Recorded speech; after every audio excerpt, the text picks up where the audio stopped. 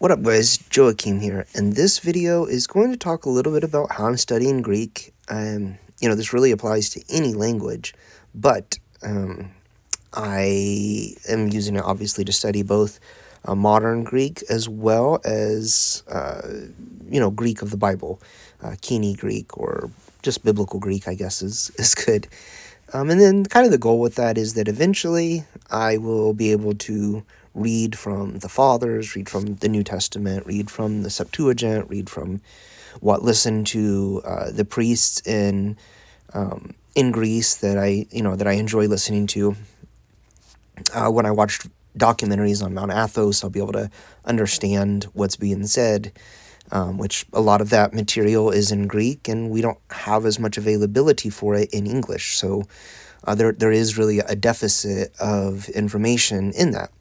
So, this is not the first language that I've studied. So typically things that I do to learn is that I watch a lot of television, preferably simple television, not necessarily like kid shows, but things that you can see what's happening and understand the context. So you can kind of just, if you turn the volume all the way down and just watched, you would still kind of be able to understand what's happening. So to do that, like I've found shows on YouTube, people, some people from Greece, like, I was going to say the person's name. I don't know that people want me to share their names, but people that I interact with on YouTube send me things that they recommend, and I try to, follow those. So I'm going to show you a couple resources that I'm doing just to learn liturgy and scripture right now. And one is that I use an Interlinear Bible. I've used these before and shared them, and I always find it helpful. But so basically, I found a video on YouTube, and let's see if I can actually. So this is the Our Father prayer, or some people call it the Lord's Prayer. It begins Pater imion o entis uranis agiasthito to onomasu. Our Father, the one in the heavens, sanctified or sanctify your name. Sanctified be your name, or something like that. So you want to understand what's being communicated. To know each individual word, for me personally, is less significant than to understand. Like, I don't want to hear Pateremon and think Our Father. I want to think Pateremon and think of like what's being communicated in that, not necessarily a word for word English translation, which is what this is. This is, I think this is Codex, some codex from the Vatican. I basically just chose it because it's the one available at BibleHub.com.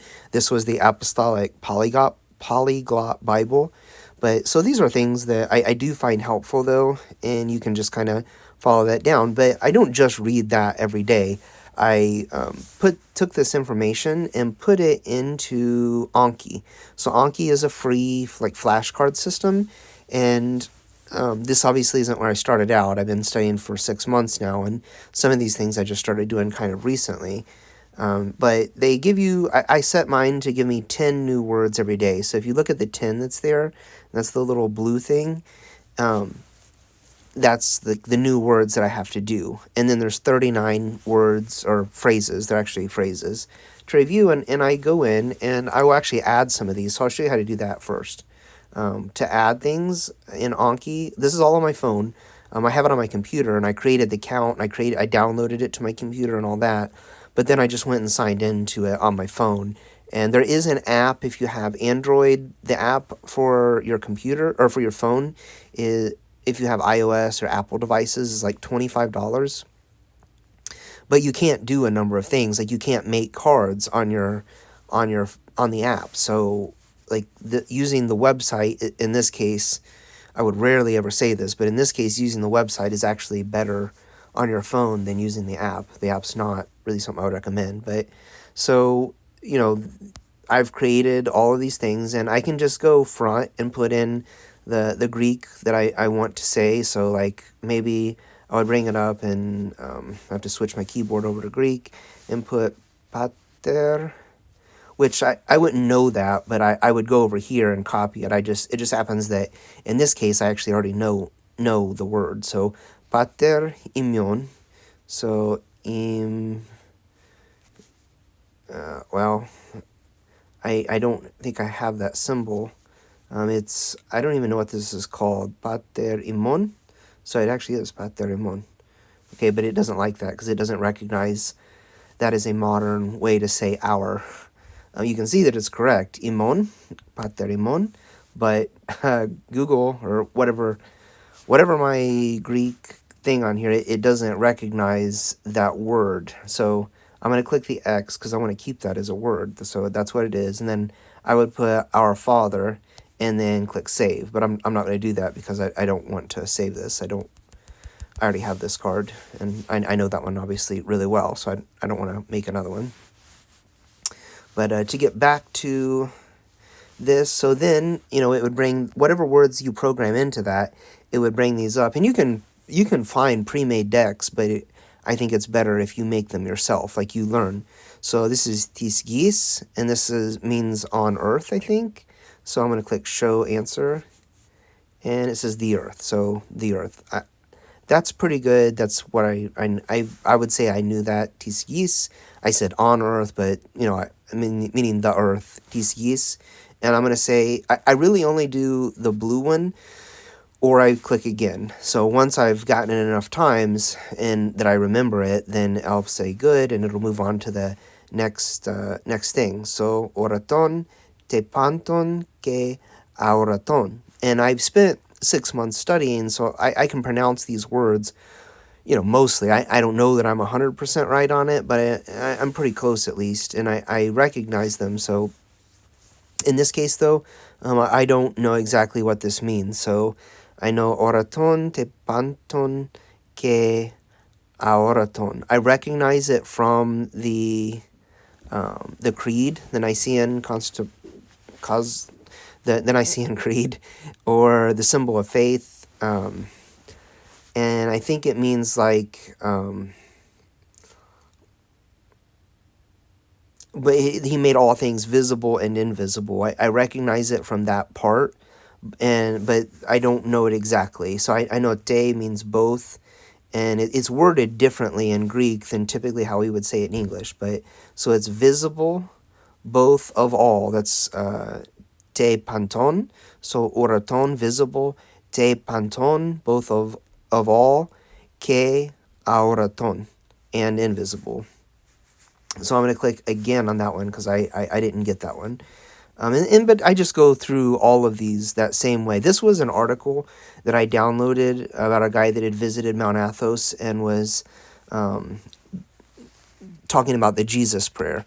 So this one I recognize. Onus enonete me tin cardia dia tis energias tu theou.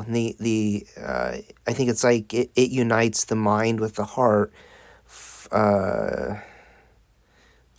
for or to the energies of God, or something like that.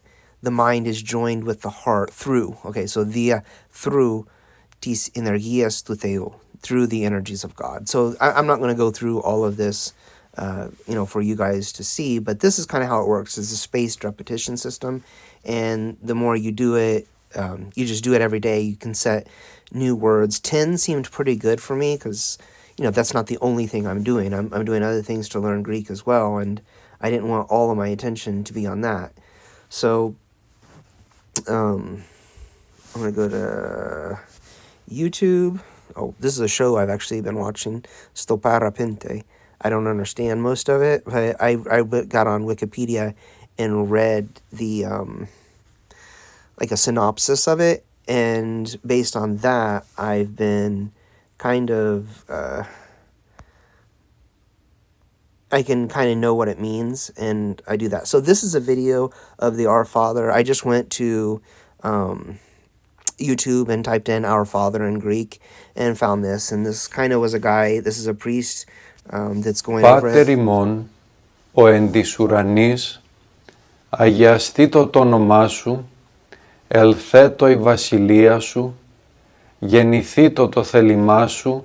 Okay, so I'm not going to have you go through all that either, but the idea behind this is that I listen to these things and then I have the sound of Greek and I read the Greek and I hear the Greek and I'm experiencing Greek in a lot of different ways.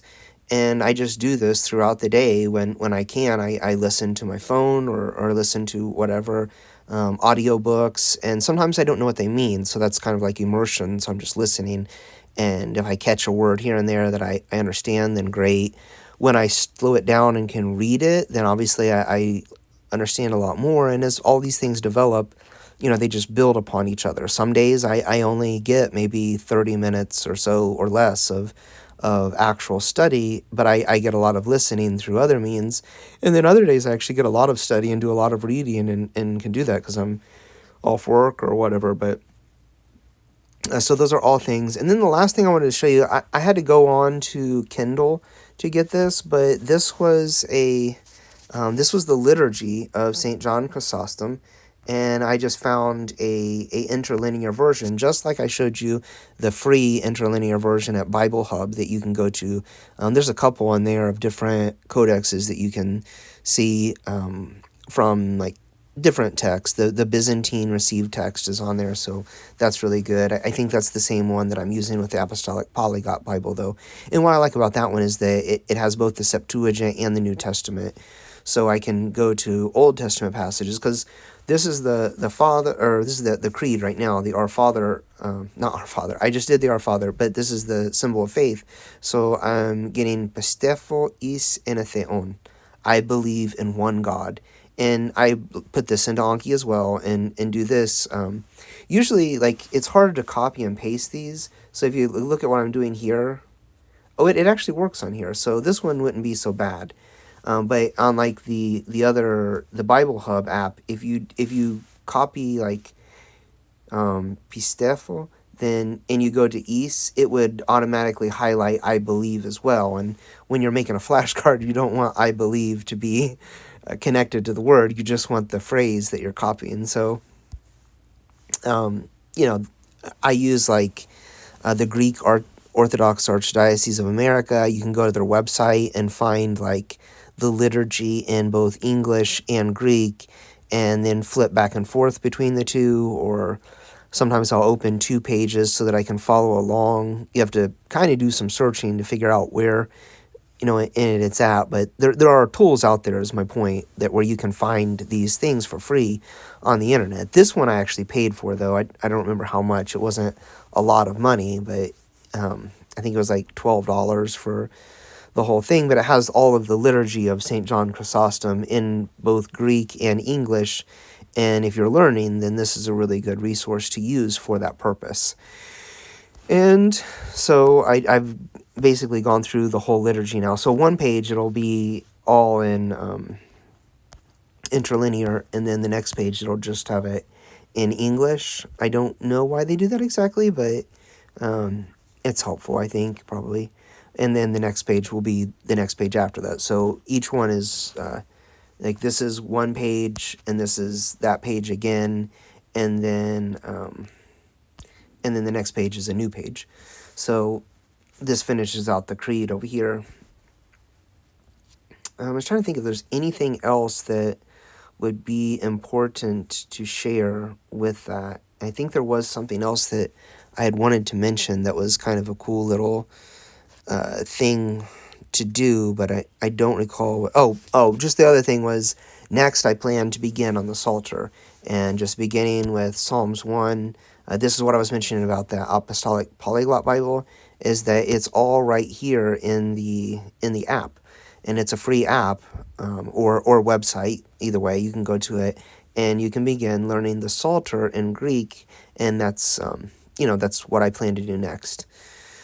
Will be to move on to the Psalter and one by one knock that out. So that's it. Other things that I've done to get to this point where I could do this kind of easily is I use Link, which is a reading system. You can download or upload books into it and things that are in your target language, which for me is Greek, and then it will translate it to your native language, which obviously for me is English. And then Duolingo, I thought was actually really helpful in kind of getting me started using the Greek alphabet, identifying the sounds of the letters.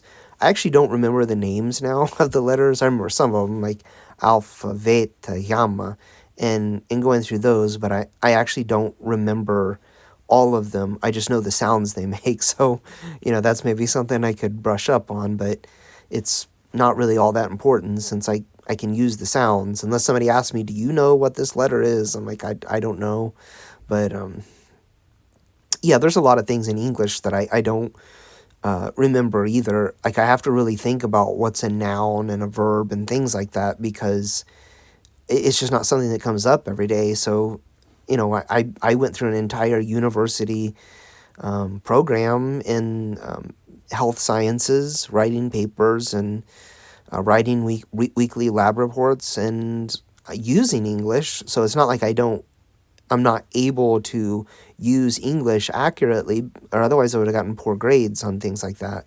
But I just don't know what it's called. I don't know the technical term for what all of those English linguistics functions are. And then likewise, I'm not really all that concerned about it in Greek. I just want to be able to speak Greek, read, and understand what's being communicated.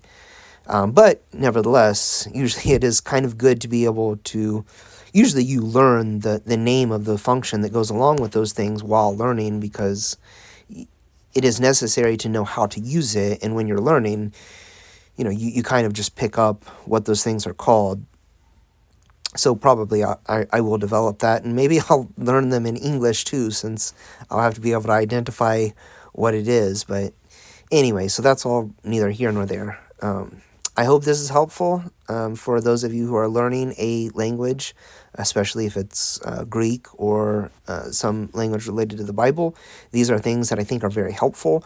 I do think it is very helpful to get immersion in the modern version of the language and things that are interesting, like that show that I had on when I brought up my YouTube, Sto Parapente, is a comedy, and it's about a minister, like they say minister, or that's how I'm translated. And anyways, it's like a minister of like financial relations, though not like the sense of ministry, like religious ministry, but this guy in the show was murdered because he had some connection to some crime syndicate, and these five people are connected in some way. One's they each have their own little biography. So it's a comedy. It's 45 minutes per episode. I usually try to watch a few per week, and I don't know if you heard, I talk with my hands sometimes, and I just smacked a lamp. Sorry about that. But the show's really, pretty interesting. It's simple enough in concept that I'm able to follow along with what's happening, and there's a lot of episodes, so I hear a lot of the same vocabulary over and over again, and I don't always know what it all means, but I start to have a sense of just understanding what's being communicated. And that's the first, I think, steps in like actual comprehension level being at a reasonable level.